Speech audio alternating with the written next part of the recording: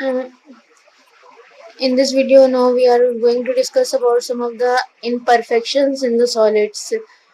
In previous video we have seen some of the properties of solid which included electrical conductivity and magnetic properties. अब यहाँ पे हमें solids में कुछ imperfections के बारे में बात करनी है.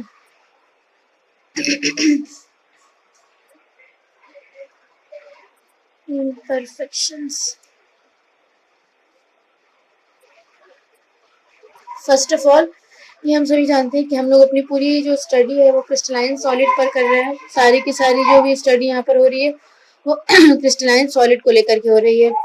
तो we all know that in crystalline solid the range of order of arrangement of particle is mostly long range of order. मतलब वहाँ पर जो पार्टिकल के अरेंजमेंट का जो पैटर्न होता है वो एक लॉन्ग रेंज में होता है. मतलब एक लंबे ड्यूरेशन तक पार्टिकल खुद को कंटिन्यूअस मैनर में अरेंज करते हैं. लेकिन कुछ जगहों पर शॉर्ट रेंज ऑर्डर भी देखा गया है अरेंजमेंट में.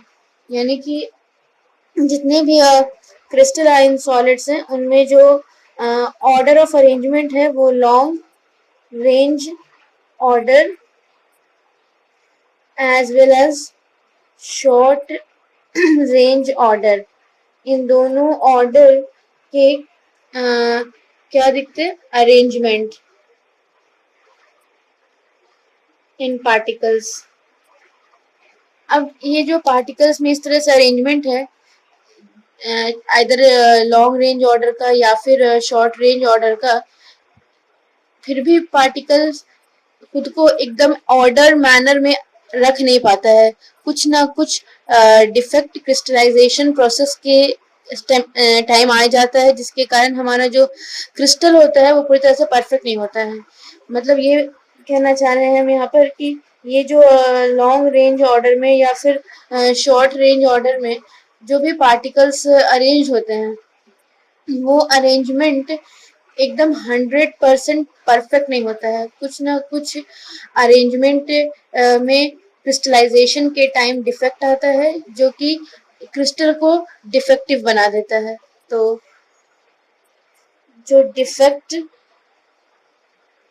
आता है क्रिस्टल में, ये क्रिस्टल में जो भी डिफेक्ट है इस डिफेक्ट का कारण क्या है? कारण है क्रिस्टलाइजेशन के टाइम पार्टिकल्स का एक प्रॉपर वे में अरेंज ना हो पाना.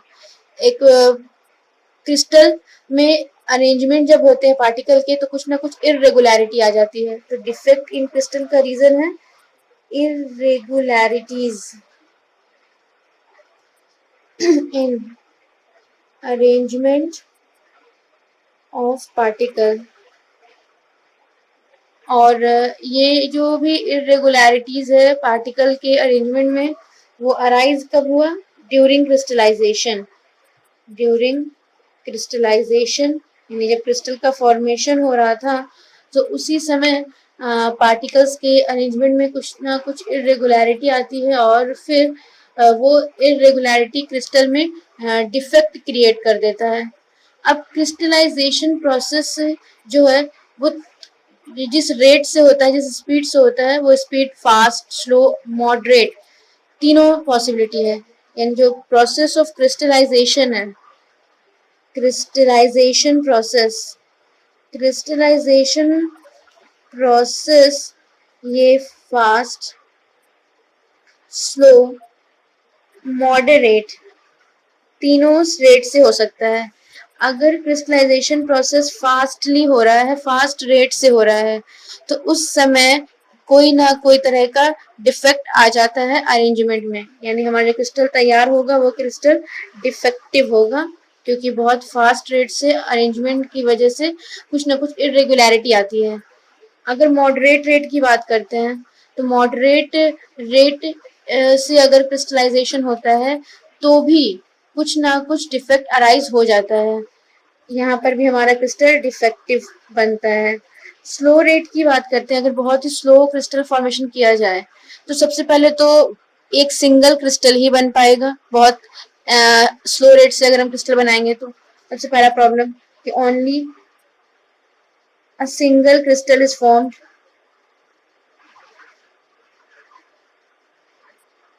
और सेकंड चीज ये कि ये भी 100% डिफेक्ट फ्री नहीं रहता है, इसमें भी कुछ ना कुछ डिफेक्ट आ ही जाते हैं, some defect arises.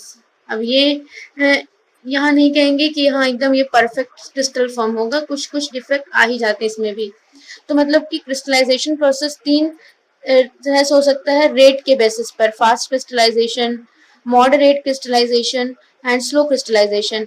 while fast crystallization defect arises in the crystal, also in the case of moderate crystallization some of the defect arises, but talking about the slow crystallization, firstly due to a very slow process only a single crystal is formed, और दूसरा it is not 100% perfect, some of the defect also arises, it means crystallization process के time कुछ ना कुछ particle में जो arrangement में irregularity है वो आनी ही रहती है, यानी कि हमारा जो क्रिस्टल है वो पूरी तरह से डिफेक्ट फ्री नहीं होता है। अब हम कोई सा भी अगर सॉलिड लेते हैं तो हर सॉलिड की बात करते हैं तो वो सॉलिड एक्चुअली में बहुत ही स्मॉल स्मॉल क्रिस्टल को मिलाकर फॉर्म हुआ है। किसी भी एक सॉलिड को हम लोग एग्रीगेट ऑफ स्मॉल क्रिस्टल्स कह सकते हैं, स्मॉल क्रिस्टल्स, और एग्रीगेट मीनिंग कलेक्शन ग्रुप्स, ये क्या ग्रुप है, और स्मॉल क्रिस्टल्स जो भी हैं वो ग्रुप बनाते हैं, एग्रीगेट होते हैं और फिर किसी भी सॉलिड का फॉर्मेशन करते हैं। और क्योंकि ये स्मॉल क्रिस्टल ही डिफेक्ट रखता है अपने अंदर, इसके अंदर कुछ ना कुछ डिफेक्ट होते हैं, अब कम हो ज्यादा हो ये बात की बात है, लेकिन डिफेक्ट होता ही है, इसलिए जो सॉलिड फॉर्म होगा वो भी कुछ ना कुछ डिफेक्ट के साथ आएगा, एकदम डिफेक्ट फ्री नहीं होता है, डिफेक्ट फ्री की पॉसिबिलिटी नहीं है। अब बात आती है टाइप की, कितने तरह के डिफेक्ट अराइज होते हैं। बेसिकली जितने भी डिफेक्ट्स अराइज होंगे सॉलिड्स में वो दो तरह के होंगे, one is point defect and another one is line defect. Point defect तब होगा जब किसी पर्टिकुलर क्रिस्टल के अंदर, अगर ये मान लेते हैं हमारा क्रिस्टल है, इसमें किसी का पर्टिकुलर पॉइंट है, उसके चारों तरफ हमें डिफेक्ट देखने को मिले, तब हम कहेंगे कि वो डिफेक्ट जो हो वो पॉइंट डिफेक्ट है। यानी पॉइंट डिफेक्ट के केस में जो भी इरेगुलरिटी आती है अरेंजमेंट में वो किसी पॉइंट के अराउंड होगी। irregularities are present around any point in crystal,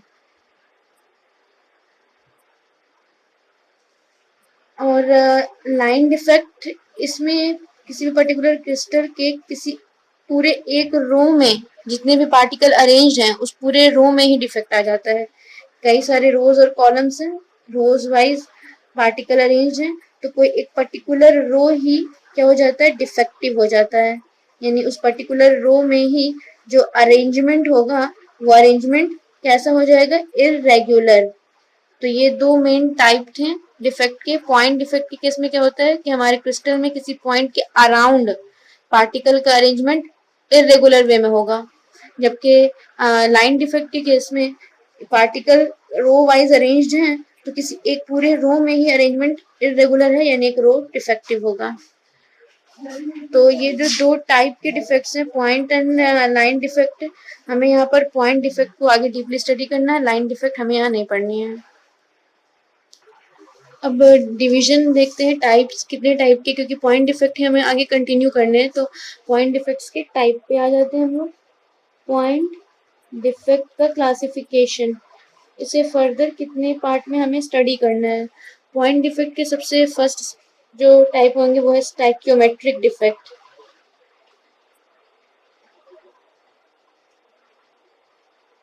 जो second one is non stoichiometric defect, and the last one is impurity defect। तो इतने टाइप हैं इस पॉइंट डिफेक्ट के, stoichiometric, non stoichiometric and point defect. हम यहाँ पर स्टार्ट करेंगे अपनी स्टडी स्टाइक्योमेट्रिक डिफेक्ट से। Starting with stoichiometric defect.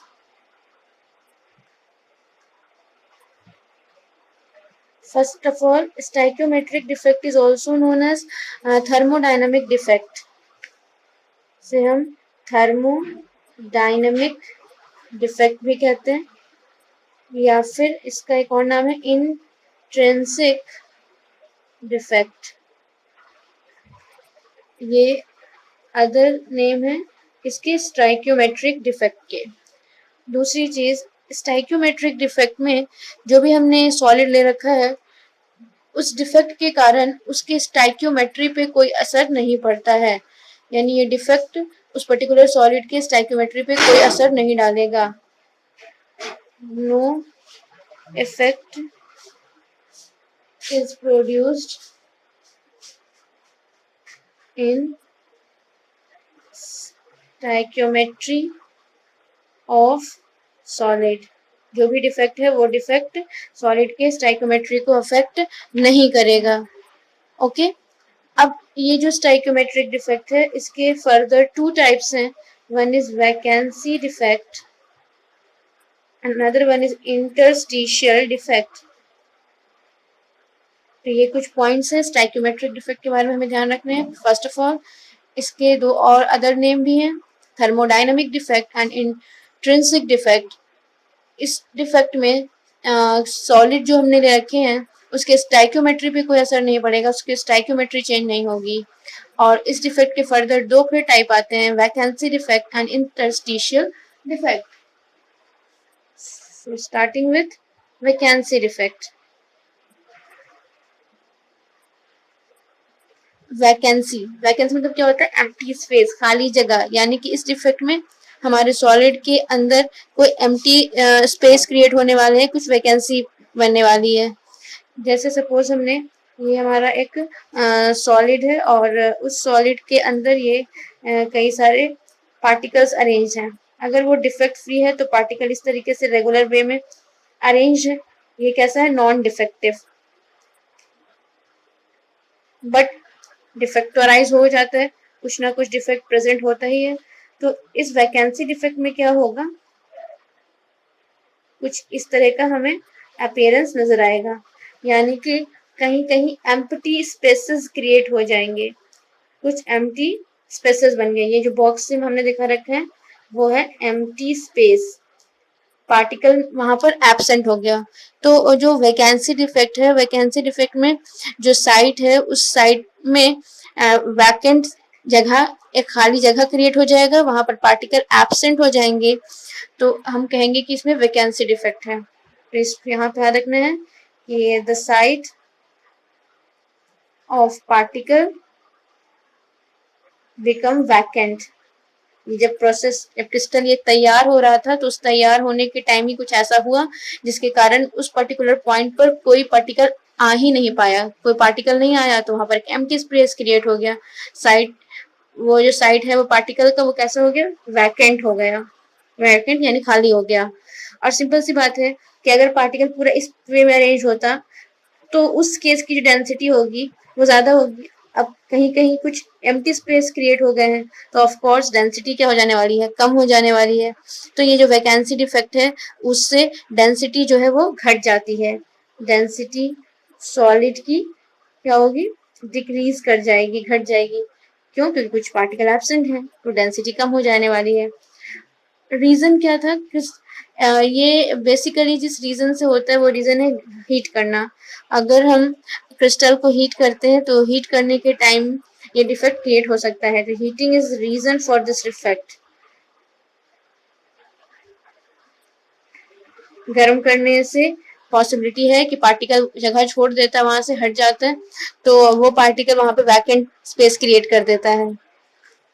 Now the second one is interstitial defect. Interstitial defect. Interstitial क्या होते हैं? 2 पार्टिकल के बीच में जो जगह होता है, स्पेस होता है, उन्हें ही इंटरस्टिशियल स्पेस कहते हैं। तो अगर एक परफेक्ट सॉलिड है तो ये है उसके पार्टिकल के अरेंजमेंट, इस तरह से पार्टिकल अरेंज है। ये कैसा है, नॉन डिफेक्टिव, नॉन डिफेक्टिव, कोई डिफेक्ट इसमें नहीं है। बट अगर डिफेक्टिव की बात करेंगे तो कुछ इस तरह से इसके अंदर होएगा।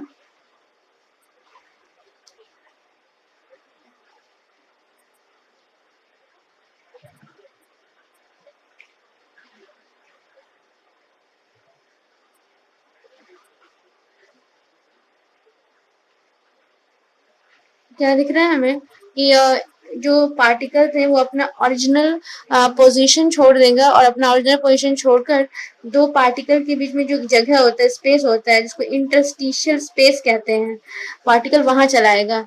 तो इंटरस्टिशियल डिफेक्ट में क्या होता है कि कुछ कंस्टिट्यूएंट पार्टिकल अपना ओरिजिनल पोजीशन छोड़ते हैं और वो इंटरस्टिशियल साइट पर चले जाते हैं, यानी कि जिस समय क्रिस्टलाइजेशन हो रहा था, क्रिस्टलाइजेशन के टाइम वो एक प्रॉपर वे में अरेंज ना हो पाए, बल्कि जाकर दो पार्टिकल के बीच में जो स्पेस थे उस स्पेस में चले गए। ये डिफेक्ट जो है वो कहलाएगा इंटरस्टिशियल डिफेक्ट। इसमें क्या होता है, पार्टिकल ऑक्यूपाई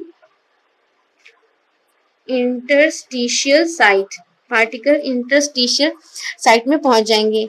और क्योंकि पार्टिकल इंटरस्टिशियल साइट में चले गए तो इस डिफेक्ट में डेंसिटी जो होने वाली है वो सॉलिड की इंक्रीज हो जाती है। डेंसिटी ये डिफेक्ट बढ़ा देता है, इंक्रीज कर देता है। तो ये जो दो डिफेक्ट हैं वो किसके अंदर हमने स्टाइक्योमेट्रिक डिफेक्ट के अंदर देखे। अब किस तरह के सॉलिड ये डिफेक्ट शो करेंगे, तो अगर हम लोग बात करें वैकेंसी डिफेक्ट की, तो वैकेंसी डिफेक्ट शो करेंगे नन आयोनिक सॉलिड, जो भी सॉलिड नन आयनिक होंगे वो शो करेंगे। इन सेम मैनर जो ये इंटरस्टिशियल डिफेक्ट है, it is also shown by non ionic solid. वो सारे सॉलिड जो नन आयनिक होंगे उनमें ये वाले डिफेक्ट देखने को मिलेंगे। नन आयनिक सॉलिड के अंदर ये डिफेक्ट देखने को मिलते हैं। तो ये हमारा फिनिश हुआ स्टाइक्योमेट्रिक डिफेक्ट। नाउ ये तो स्टाइक्योमेट्रिक डिफेक्ट इसमें हमने देखा नन आयोनिक सॉलिड में। तो आयोनिक सॉलिड में कैसे डिफेक्ट आएंगे उसकी बात करते हैं। तो हम लोग देखेंगे स्टाइक्योमेट्रिक डिफेक्ट ही, बट किसमें, इन ionic solid. Moving towards stoichiometric defect, लेकिन ये किसमें हम लोग देख रहे हैं, आयोनिक सॉलिड में। और ये जो प्रीवियस था वो था stoichiometric defect non ionic solid में। उसमें दो टाइप थे, vacancy defect, another one is interstitial defect. अब आयोनिक सॉलिड हम जानते हैं कि किसके बने होंगे, कटायन एंड अनायन के। यहाँ पे जो पार्टिकल्स होंगे वो कटायन और अनायन होंगे। तो यहाँ पर डिफेक्ट इन्हीं के अरेंजमेंट में अब आने वाला है। तो सबसे पहले इसमें कौन कौन से डिफेक्ट आने वाले हैं, इसमें डिफेक्ट आएंगे फ्रेंकेल डिफेक्ट और Schottky defect. One is Frenkel defect, another one is Schottky defect.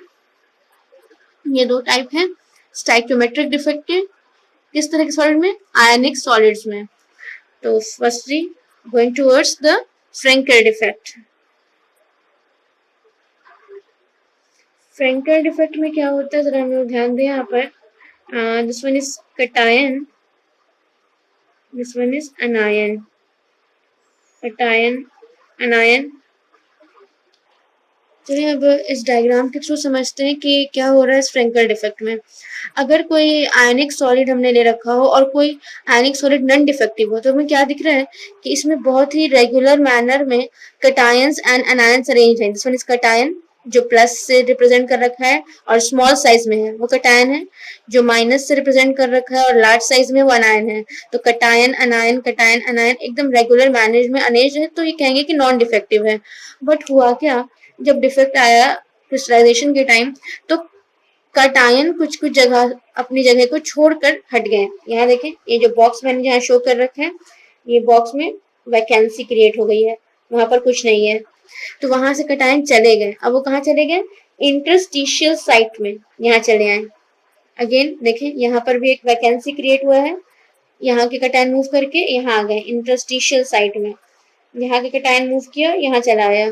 तो इसमें क्या होता है, जो डिफेक्टिव हमारा आयनिक सॉलिड होगा उसमें cation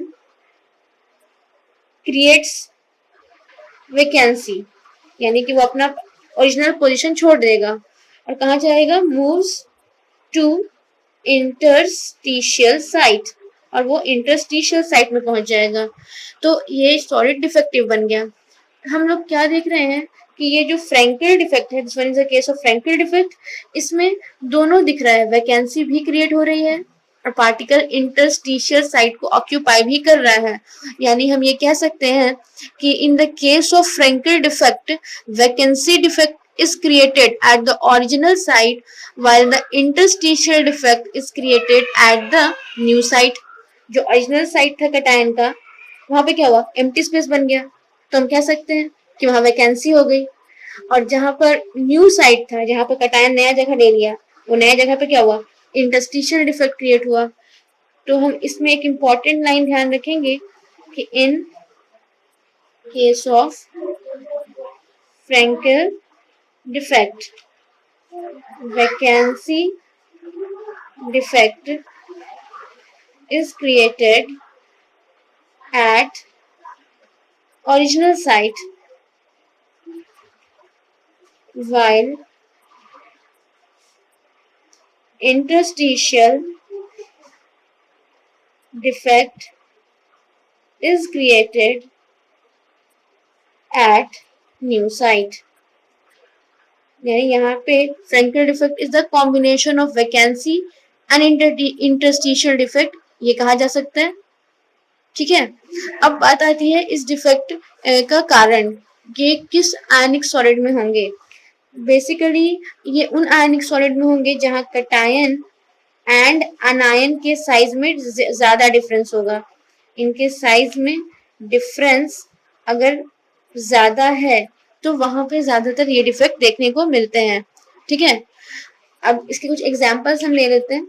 examples AgI, AgBr, ZnS, AgCl, these all are some of the examples of ionic solid which show Frenkel defect, because in this case the size of anion and cation have a particular difference. अब वो difference इतना होता है कि जो इस defect के लिए बहुत ही ज्यादा आसानी से इजी से अवेलेबल होता है। यानी कि यहाँ पर साइज जो होंगे Ag+ और I- में अच्छा खासा साइज का अंतर होता है। तो जहां जहां भी कटायन और अनायन के साइज में पर्टिकुलर डिफरेंसेस हो, उस डिफरेंस की वजह से डिफेक्ट अपने आप अराइज हो जाता है। Now moving toward the second Schottky defect.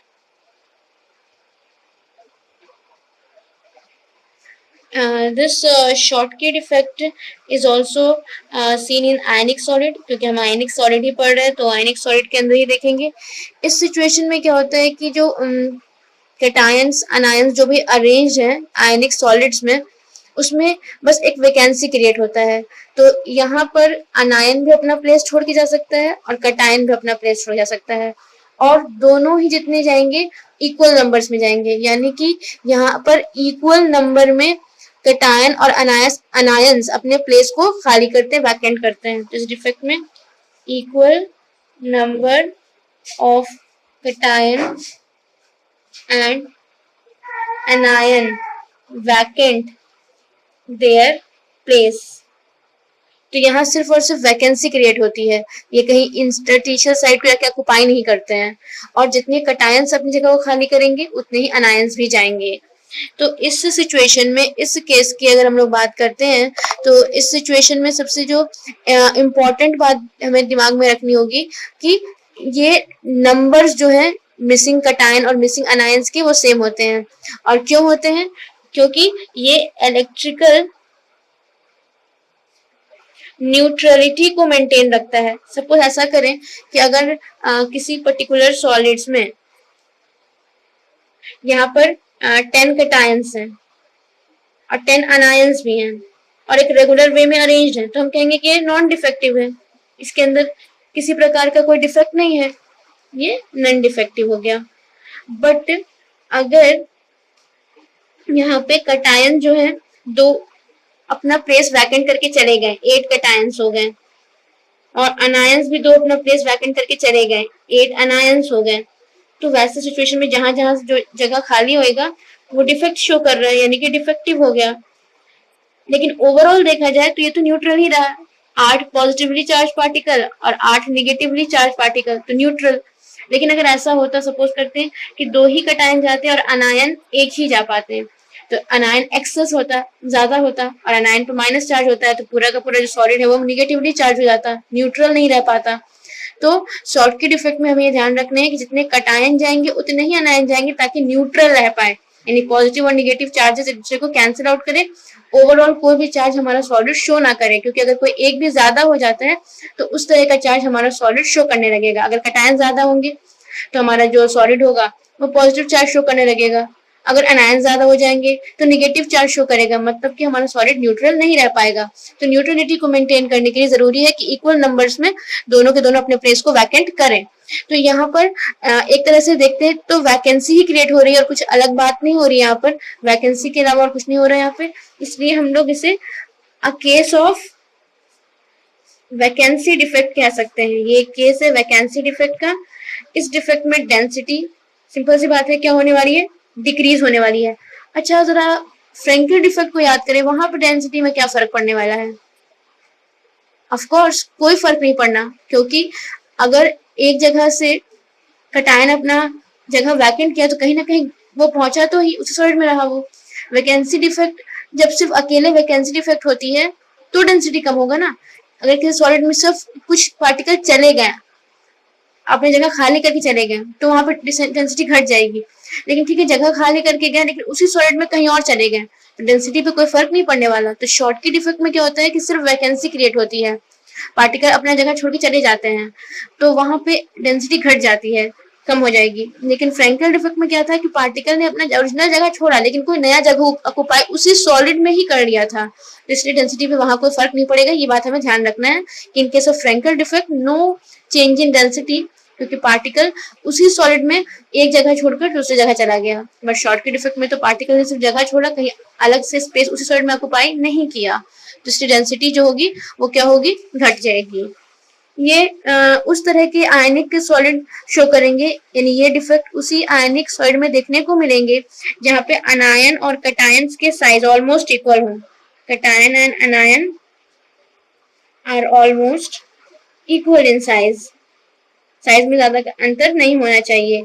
इसके एग्जांपल्स में आते हैं NaCl, NaBr, अगेन AgBr। तो ये AgBr इंपॉर्टेंट हो गया क्योंकि AgBr फ्रैंकल डिफेक्ट के अंदर भी था और AgBr यहाँ शॉर्टकट डिफेक्ट के अंदर भी है। तो ये इंपॉर्टेंट लाइन हमें ध्यान रखना है कि AgBr shows both Frenkel as well as Schottky defect, दोनों डिफेक्ट्स ये शो करता है। ये क्वेश्चन पूछा जा सकता है, ये हमें ध्यान देने हैं।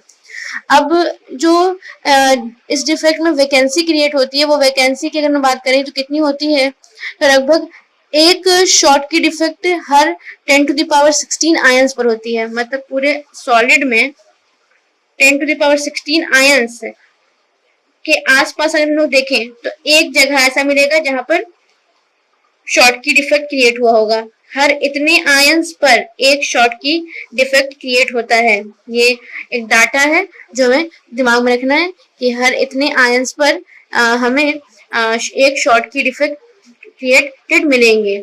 और ये एग्जांपल्स हमें ध्यान रखने हैं जो कि शॉर्ट की डिफेक्ट्स के अंदर आते हैं। तो यहाँ पर ये जो स्टाइक्योमेट्रिक डिफेक्ट्स थे, आयनिक और नॉन आयनिक सॉलिड्स दोनों के, वो फिनिश हुए। अब आते हैं सेकेंड टाइप ऑफ डिफेक्ट में, वो है इम्प्योरिटी डिफेक्ट। इम्प्योरिटी डिफेक्ट्स की बात करते हैं। ये जो इम्प्योरिटी डिफेक्ट है, नाम ही सजेस्ट कर रहा है कि यहाँ पर हमारे सॉलिड में कुछ ना कुछ इम्प्योरिटी आ जाने वाले हैं। जैसे मोल्टन NaCl, इसका क्रिस्टलाइजेशन हो रहा था और उसी क्रिस्टलाइजेशन के टाइम इसमें कुछ अमाउंट में SrCl2 as a impurity add हो गया। तो अगर ये एज अ इम्प्योरिटी ऐड हो जा रहा है तो होगा क्या कि हर Sr के ऊपर 2 पॉजिटिव चार्ज डेवलप होता है, बट के Na के ऊपर 1 पॉजिटिव चार्ज। तो ये जो Sr2 पॉजिटिव है, जब वो इस NaCl के क्रिस्टल में इंटर करेगा तो वो उस क्रिस्टल में अपना जगह लेना चाहेगा, तो उसने क्या करना है, Na को हटाना है। तो 1 SR2 positive will remove 2Na positive charge. देखें यहाँ पे 2 पॉजिटिव चार्ज है, यहाँ पर 1 पॉजिटिव चार्ज है। तो ये अपने चार्ज के अकॉर्डिंग जब एक SR2 पॉजिटिव क्रिस्टल में इंटर करेगा तो वो 2 Na प्लस को रिमूव करेगा। तो ठीक है, मान लेते हैं यहाँ पर Na प्लस था, फिर Cl minus, Na plus, Cl minus. अब SR2 पॉजिटिव इंटर किया, ये अपना जगह इसमें क्रिएट करना चाह रहा है इस सॉलिड में, तो उसे 2 प्लस चार्ज है तो उसको क्या करना है, 2 जगह खाली चाहिए। तो ये जगह और ये जगह दोनों वैकेंट कर दिया उसने, लेकिन ऑक्यूपाई को एक ही पोजीशन करेगा। तो दोनों जगह वैकेंट हो गया, यानी कुछ इस तरह का हो गया। अब उन 2 वैकेंट में से कोई एक स्पेस वो ऑक्यूपाई करने वाला है। तो यहाँ लेते हैं SR2 पॉजिटिव यहाँ आ गया, Cl नेगेटिव। अब ये जगह तो सिर्फ वैकेंट रह गया, खाली रह गया। तो ये जो दिख रहा है इसमें यही है इम्प्योरिटी डिफेक्ट, यानी कि कोई एक पर्टिकुलर सॉलिड का क्रिस्टल बन रहा था, उसके साथ कुछ इम्प्योरिटी ऐड हो गया, तो वो इम्प्योरिटी आकर के उस सॉलिड में जगह लेना चाहेगा। वो अपने चार्ज के अकॉर्डिंग वहां से आयंस को हटाएगा। SR2 पॉजिटिव कंटेन करता है और Na पर बस एक ही पॉजिटिव होता है, तो एक SR2 पॉजिटिव को 2 Na पॉजिटिव को हटाना पड़ेगा। तो एक जगह तो ऑक्यूपाई करेगा, एक जगह एम्प्टी रह जाएगा। तो ये है इम्प्योरिटी डिफेक्ट, यहाँ पर इम्प्योरिटी आने की वजह से ऐसा हुआ। और बहुत से एग्जाम्पल हैं, जैसे एग्जाम्पल में और आ जाते हैं हम लोग, एक सॉलिड सॉल्यूशन किसका, CdCl2 cadmium chloride and AgCl का। इन दोनों के सॉलिड सॉल्यूशन में भी हमें यही इम्प्योरिटी डिफेक्ट देखने को मिलेंगे। इम्प्योरिटी डिफेक्ट फिनिश हो गया और अब हम लोग बात करते हैं नॉन स्टाइकियोमेट्रिक डिफेक्ट्स की। नॉन स्टाइकियोमेट्रिक डिफेक्ट, यानी कि अब इस डिफेक्ट में स्टाइकियोमेट्री पे इफेक्ट पड़ता है। इस डिफेक्ट में स्टाइकियोमेट्री सॉलिड की अफेक्टेड होगी। Stoichiometry of solid affected. ये डिफेक्ट 2 टाइप के होते हैं, metal excess defect and another one is metal deficiency defect। तो फर्स्ट डिफेक्ट की तरफ आते हैं हम लोग, metal excess defect. Metal excess defect, अब इस मेटल एक्सेस डिफेक्ट के 2 केस हैं। एक metal excess defect due to anionic vacancy and another one is metal excess defect due to extra cation। सबसे इसमें लोग 2 केस देखने हैं। पहला, ये डिफेक्ट किस कारण से, तो due to ionic vacancy and second one is due to extra cation। तो बात करेंगे हम लोग पहले अनायनिक वैकेंसी के कारण। ये एक NaCl का क्रिस्टल है, this one is a crystal of NaCl। इसमें Na के पॉजिटिव आयन और Cl के निगेटिव आयन, Na के पॉजिटिव Cl के निगेटिव आयन इवेनली पूरे के पूरे क्रिस्टल में अरेंज्ड हैं। अब हमने क्या किया कि इस NaCl के क्रिस्टल को हीट किया, इसे हमने किया हीट, और हीट जहां पर कर रहे हैं वहां पर प्रेजेंट है एयर में सोडियम वेपर। इन सोडियम वेपर, एयर में जहां पर इस क्रिस्टल को हीट किया जा रहा है वहां पर सोडियम वेपर प्रेजेंट है। तो अब होगा क्या, ये सोडियम वेपर जो है वो सरफेस पे जाके क्रिस्टल के डिपॉजिट होना स्टार्ट कर जाएगा। ये सोडियम वेपर इस जो हमने क्रिस्टल यहाँ लिया है उसके सरफेस पे डिपॉजिट होगा। Na vapour deposit on surface of crystal. जैसे ही Na का वेपर जाके सरफेस पे डिपॉजिट होगा उसी समय Cl जो है वो क्रिस्टल के अंदर से आयन, Cl का आयन क्रिस्टल के अंदर से डिफ्यूज करके सरफेस पर आएगा। उसी टाइम क्या हुआ, Cl negative ion diffuse out and come to surface. और वो सरफेस पे क्यों आएगा, वो Cl नेगेटिव Na से कंबाइन करने के लिए आएगा। तो Na तो भी एटॉमिक फॉर्म में है, उसको आयन बनना पड़ेगा। तो Na क्या करेगा, अपना एक इलेक्ट्रॉन लॉस करके वो खुद को Na पॉजिटिव बना देगा, और ये Na पॉजिटिव और ये जो Cl आया था डिफ्यूज करके, वो दोनों कंबाइन करके क्या बन गया, NaCl। लेकिन वो इलेक्ट्रॉन जो इसके द्वारा लॉस हुआ, वो इलेक्ट्रॉन कहाँ जाएगा, जो Cl जहां अपना जगह खाली करके आया है वहां पहुंच जाएगा। यानी कि कुछ इस तरह से हमारा क्रिस्टल फिर अपीयर होगा, इस तरीके से हमारे क्रिस्टल का अपीयरेंस आएगा। Positive ion, negative ion, positive ion, negative, positive and negative ion. Again यहाँ पर पॉजिटिव आयन हो गया। अब यहाँ से Cl तो जो डिफ्यूज करके गया था, सपोज करें वो यहाँ से चला गया था, यहाँ से Cl डिफ्यूज करके चला गया, पॉजिटिव आयन Na का, Cl का निगेटिव, फिर अगेन पॉजिटिव आयन, Cl का निगेटिव आयन। बाकी सारे अपनी जगह पर ही है, नॉर्मल है। इस तरीके से कुछ है। तो जो यहाँ से सॉरी, जो यहाँ पर से ACl गया डिफ्यूज करके सरफेस पे गया, क्यों, वो सोडियम का जो वेपर आया था सरफेस पे उससे कंबाइन करने के लिए गया। इस यहाँ के स्पेस को वो इलेक्ट्रॉन जो रिलीज हुआ था सोडियम द्वारा, वो यहाँ ऑक्युपाई हो जाएगा इलेक्ट्रॉन। और ये इलेक्ट्रॉन जिस जगह को ले लिया, वो जगह पहले किसने ले रखा था, क्लोरीन की आयन ने ले रखा था। अब यहाँ पे इलेक्ट्रॉन आ चुका है, और उस पर्टिकुलर जगह को जो पहले अनायन ऑक्युपाई कर रहा था, लेकिन अब अनायन नहीं बल्कि एक इलेक्ट्रॉन ऑक्युपाई कर रहा है, उस जगह को हम लोग बोलेंगे एफ सेंटर। याद रखना है कि एफ सेंटर पे पहले कौन था, पहले था वहां पर एक अनायन, लेकिन जैसे ही हमने अपनी क्रिस्टल को हीट किया सोडियम वेपर के प्रेजेंस में, तो क्लोरीन वहां से अपना जगह छोड़कर गया। क्यों गया, सोडियम के वेपर से कंबाइन करने के लिए गया। तो वो जगह वैकेंट हुआ, उस वैकेंट जगह को इलेक्ट्रॉन ने ऑक्युपाई किया। ये इलेक्ट्रॉन आया कहाँ से, सोडियम का जो वेपर था वो Cl से कंबाइन करने के लिए खुद में से इलेक्ट्रॉन को रिलीज किया था, तो वो रिलीज इलेक्ट्रॉन ही इस जगह को ऑक्युपाई कर लिया और वो जगह एफ सेंटर बन गया।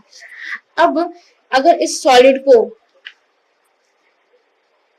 विजिबल लाइट में हम रखें, विजिबल लाइट विबज्योर, अगर इस सॉलिड को हम विजिबल लाइट में रखें तो क्या होता है, ये इलेक्ट्रॉन एक्साइट हो जाता है लाइट एनर्जी को एब्जॉर्ब करके, और लाइट एनर्जी को एब्जॉर्ब करने एक्साइटेशन के बाद ये कुछ कलर देता है।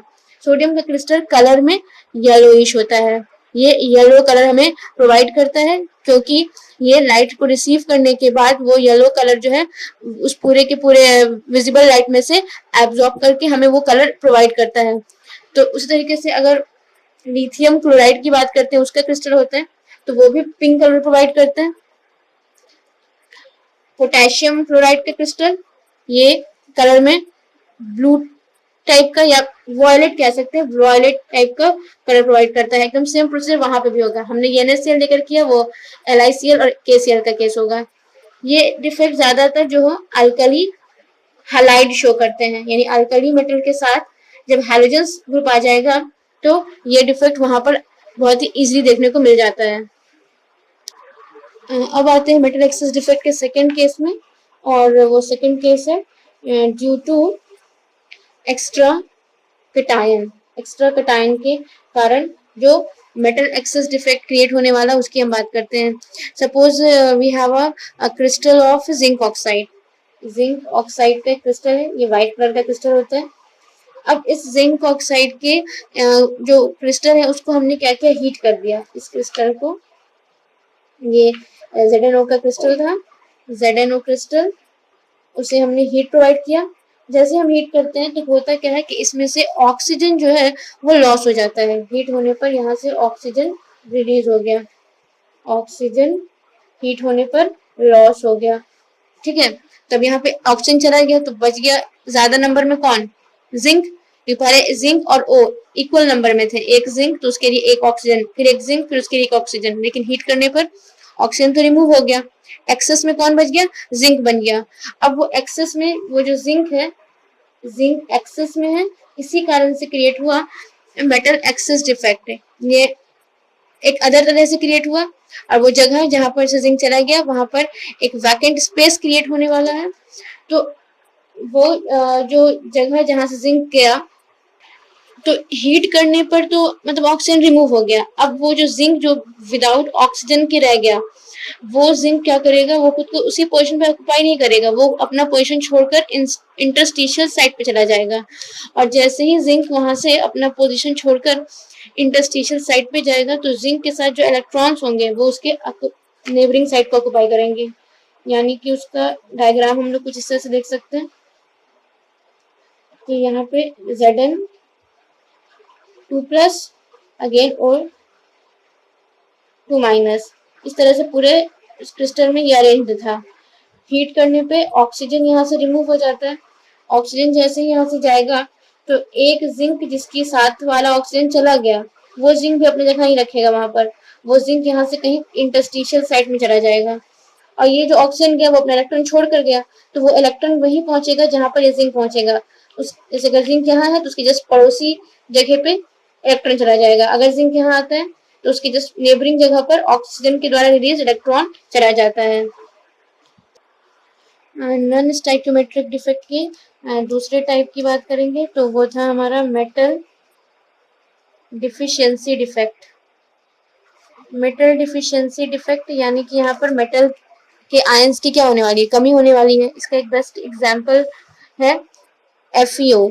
FeO जो साफ हमें यहाँ दिख रहा है कि Fe और O दोनों के नंबर्स क्या हैं, इक्वल हैं, बट एक्चुअली इस तरह से होता नहीं है, ये कुछ इस तरह से होता है। Fe इसका जो वैल्यू है वो 0.93 O से Fe 0.96 O, मतलब ऑक्सीजन के रिस्पेक्ट में Fe कम हो जाता है। यहाँ देखें ऑक्सीजन के रिस्पेक्ट में Fe क्या कम है, 0.96 है, यहाँ 0.93 है। तो क्योंकि यहाँ पर मेटल्स के आयन कम हो जा रहे हैं, अपने एक्चुअल नंबर से घट जा रहे हैं, तो इसे हम लोग कहते हैं कि मेटल डिफिशियंसी डिफेक्ट है। क्रिस्टल के अंदर मेटल की क्या हो गई, डिफिशियंसी हो गई। क्रिस्टलाइजेशन के वक्त ऐसे बहुत सारे सॉलिड होते हैं जहां पर इस जो कंपोजिशन का एग्जैक्ट रेशियो होता है वो मेंटेन करना थोड़ा मुश्किल हो जाता है। एग्जैक्ट रेशियो तो ये होना चाहिए था, थ्योरेटिकल बातें हैं, लेकिन प्रैक्टिकली ऐसा रेशियो नहीं रह पाया, वो रियल लाइफ में ऐसा हो जाता है। तो ये एग्जाम्पल में आते हैं मेटल डिफिशियंसी डिफेक्ट के। और वो जो भी क्रिस्टल में जगह पर जहाँ पर भी Fe2 पॉजिटिव आयन कम पड़ रहे हैं, वो पर्टिकुलर जगह पे जहाँ पर भी कमी है आयंस की, उसको मेकअप करने के लिए Fe3 यानी जो भी Fe2 पॉजिटिव आयंस थे और पॉजिटिव चार्जेस थे, उन चार्जेस की कमी को मेकअप करने के लिए, मैनेज करने के लिए वहां पर कौन आ जाते हैं, Fe3 पॉजिटिव आयंस आ जाते हैं जो उसे मैनेज और मेकअप कर लेते हैं। तो ये तो सारे तरह के डिफेक्ट हुए। एक बार मैं यहाँ पर एक फ्लो चार्ट के थ्रू मैं शो कर दे रही हूँ जितने भी डिफेक्ट्स हैं उन्हें। डिफेक्ट्स का दो मेन कैटेगरी पहले तो आएगा, point defect and line defect, जिसमें से हमें डीपली पढ़ना नहीं है। पॉइंट डिफेक्ट्स में फिर 3 केस आ जाते हैं, stoichiometric, non stoichiometric, impurity defect. अब ये स्टाइक्योमेट्रिक डिफेक्ट के अंदर फिर दो चीज देखना है, stoichiometric defect in non ionic solid and in ionic solid. Non ionic solid में स्टाइक्योमेट्रिक डिफेक्ट दो है, वैकेंसी डिफेक्ट और इंटरस्टिशियल डिफेक्ट। और आयोनिक सॉलिड में दो है, फ्रेंकेल और शॉटकी। इम्प्योरिटी डिफेक्ट, इसके कोई टाइप्स वगैरह फर्दर नहीं है। नॉन स्टाइक्योमेट्रिक डिफेक्ट, इसमें दो केस है, मेटल एक्सेस और मेटल डिफिशियंसी डिफेक्ट।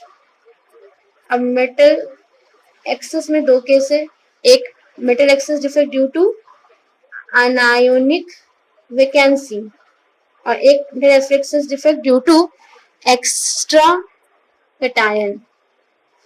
तो ये एक फ्लो चार्ट है डिफेक्ट के जो हमें माइंड में रखने हैं, और बाकी सारे जितने भी कंसेप्ट्स थे, टॉपिक्स थे उसे